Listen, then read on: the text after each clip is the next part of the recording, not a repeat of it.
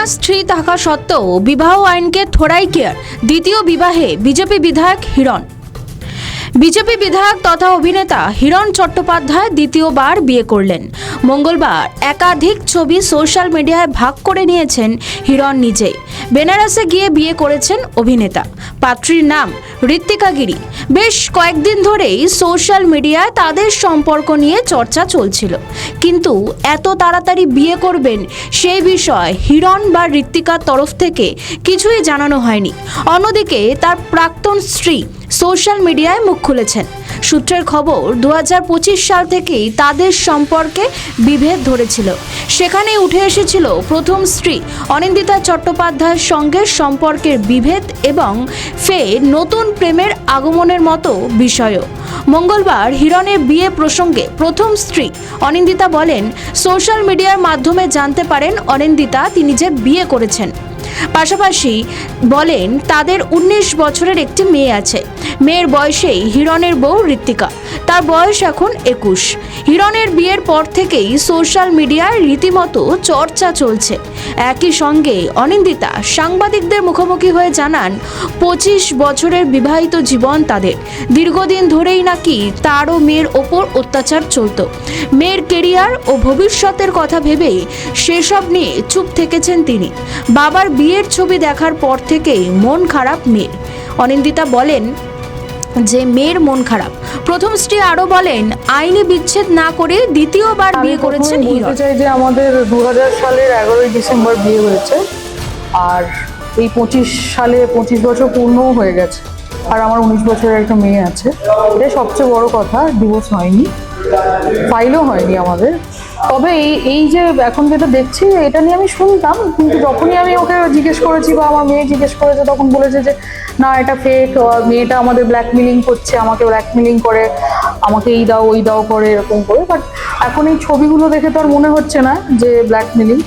এটা ছাড়াও আমরা এই 2-3 বছর ধরে অকথ্য মানসিক যন্ত্রণার মধ্যে দিয়ে আছি আমি আর আমার মেয়ে। একটা হঠাৎ করে 17 বছর পরে যদি আমার মেয়ে দেখে তার বাবাকে এরম ভাবে কারোর সঙ্গে, সেটা কত যন্ত্রণা তোমরা তো অনেকেই মেয়ে আছে বুঝতে পারো। আমি আজকে আমার বুটিক থেকে আলোড়া থেকে ফিরে এসে দেখলাম আমার মেয়ের চোখগুলো পুরো ফুলে আছে। আমার মানে নিজের জন্য থেকে বেশি আমার মেয়ের জন্য ভেবে কষ্ট হচ্ছে যে আমি হয়তো ওকে ডিভোর্স দিয়ে দিলাম, সব কিছু ছাড়াছাড়ি হয়ে গেল, আমার মেয়ের থেকে তো ওর নামটা যাবে না আর কি। এই যন্ত্রণা আমার আজীবন থাকবে। মানে এত বাজে বাবা কারোর হতে পারে, কেউ যে এরকম করে, মানে ওই প্রোফাইলে, হিরণের প্রোফাইলে কোনোদিন আপনি মেয়ের ছবি দেখবেন না। আজকে যেভাবে ফলো করে মানে দিয়েছে ছবিগুলো, এটা থেকেই বোঝা যায় না যে সে কিরকম ধরনের মানুষ, যে নিজের সন্তানকেই ভালোবাসে না। সে আর কি বলবো, আর বলার নেই আমার কিছু। আমাকে কিছু বড় বড় লোকেরা যারা আমাকে সবসময় গাইড করেন, ভালোবাসেন, তাদের সবার কথা শুনেই আমি তো, আমার 19 বছরের মেয়ে আছে, আমি তো উল্টো পাল্টা কিছু করতেও পারি না, কারণ তারও একটা সম্মান রয়েছে, আমার নিজেরও আছে। তুমি কি করবে? আর আমি বলেছি যে আমি বড় স্টেপ নিতে পারি, তুমি এরকম করছো। তখন বলেছে যে এরকম সবাই করে। হ্যাঁ, তুমি কাকে বলতে যাবে? সবারই তো নাম এরকমই খারাপ। বাট সবাই করে বলে আমি করি, এটার তো কোনো জাস্টিফিকেশন হয় না। আর কি বলবো, মানে আমার মনে হয়েছে যে মানে ওই পাওয়ার পেয়ে গেলেই বোধহয় মানুষের ওই যে বার বেড়ে ওঠে না, ওই এমএলএ ভোটের সময়ও, মানে আগের বারে 2021-এ খড়গপুরে আমি 1 মাস থেকে পাশে থেকে ওর সাথে যাই হেল্প করেছি, মানে সব কিছুতে, মানে ওকে মেন্টাল সাপোর্ট দেওয়া থেকে আমি মেয়েকে একা রেখে গেছি। হ্যাঁ, তারপরেই ঠিক, মানে তারপরেই আস্তে আস্তে জানতে পেরেছি যে মানুষ কত বেইমান হয়, আমরা তো সবাই জানি। আমি নিজের সম্মানার্থে, আর মনে হয়েছে যে এখনো যেহেতু আমার মেয়ের বাবাও না, মানে এত কাদা ছড়ালে সেই তো আমার গায়ে এসে পড়বে। আমি এই জন্যই চুপ ছিলাম। মানে এমন নয় যে আমাকে অনেকেই এর আগে তো কেউ না কেউ কিছু কিছু জেনে আমাকে জিজ্ঞেস করেছে যে কি, আমি ওদেরকে বলিনি কাউকেই। নিজের যন্ত্রণা নিজেই করে ভেবেছি যে নিজেই কাজের মধ্যে থাকবো। আমি তো কাউকে বদলাতে পারবো না, বড় জোর নিজেকে বদলাতে পারি। ডিভোর্স, মানে আমি যতবারই ডিভোর্সের কথা বলেছি, তুমি ডিভোর্স আমার বলেছো না, আমি তো ডিভোর্স চাই না তোমার থেকে। ও মানে না, ডিভোর্স চায় না তো, না কোনোদিনও চাইনি। আলাদা মানে ও তো আমাদের সাথে আবার এসে থাকতো। এই আমাদের 2024-এ মানে আমার কাছে সমস্ত রেকর্ড আছে। আরবানা তো তোমরা জানোই যে আরবানাতে সমস্ত রেকর্ড থাকে, মানে মেন গেটে ঢোকা থেকে এখানে অবধি সব কিছু রেকর্ডেড। তো সেখানে তো দেখলে দেখতেই পাবে যে ও এই কদিন আগে অবধি আমাদের সঙ্গেই থাকতো। আমার মেয়ের সাথে তো প্রায় কথা হয়, মানে ওকে অনেকবার ফোন করে, ও লজ্জায় অভিমানে কথাই বলতে চায় না, তাও কখনো কখনো কথা বলে, দেখা করতে চায়, 10 বার দেখা করতে চাইলে হয়তো একবার দেখা করে।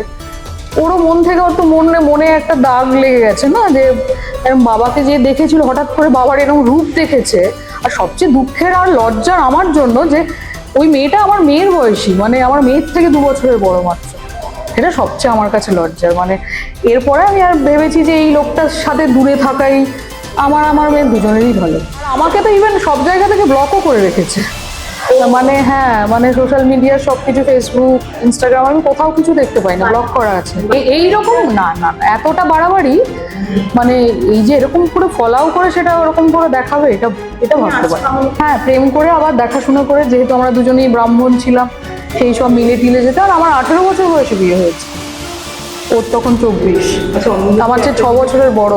আমি যদি ধরো কারোর সাথে কোনো লিঙ্ক টেস্টে আমি সেটা না খুলে ফেলি, যেমন আমার ওই পাসওয়ার্ডটা কেউ জানতে পারবে না, তো সেরকম ওরকম মেয়েরা তো ওরকম করে হঠাৎ করে গিয়ে কি কোলে বসে পড়ে না যে এসো আমি তোমায় এই করতে চাইছি, এরকম করে হয় না। সেই জন্যই বললাম যে আমার অকথ্য মানসিক যন্ত্রণার মধ্যে ছিলাম। মানে সেটা তো আমি, মানসিক যন্ত্রণার কোনো ভাষা হয় না, মানে তোমাকে এখন মারলে পিটলে মনে হয় যে লোকেরা বলে যে খুব লোকটা বাজে, কিন্তু আমাদের যে কি যন্ত্রণা দিয়েছে সেটা তো আমি কাউকে বলিনি কোনোদিনও। লোকে জানে না যে কতটা বাজে লোক আর কি হতে পারে। বাবা হিসেবে এগুলো সব করে, এই একটা জায়গা এখনো অব্দি কিছু করেনি।